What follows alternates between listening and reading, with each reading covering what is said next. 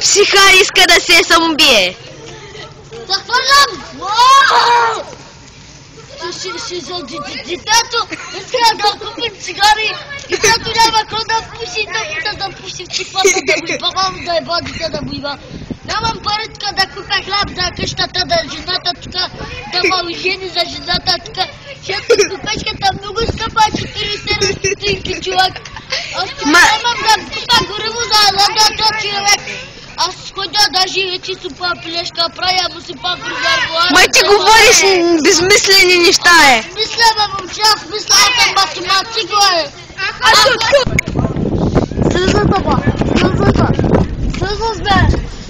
Мама, горе, братка, 40 стотинки да беше с му стигат за хляб, да купа на детето, че трябва му даме да стотинки да плати дърварата. Не мога да се ослужа, бе. Дмитрий, спри, бе! Аз съм на 47 години. Да, чухме те. Добре, батка, добре. Детето няма 47 стотинки на ден. Аз му давам една стотинка да плати училище.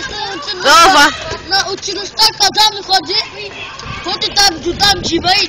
Айде, самоубивай се най-накрая.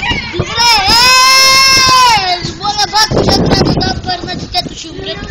Защо ми бутна тогава? Не, майка ти бе.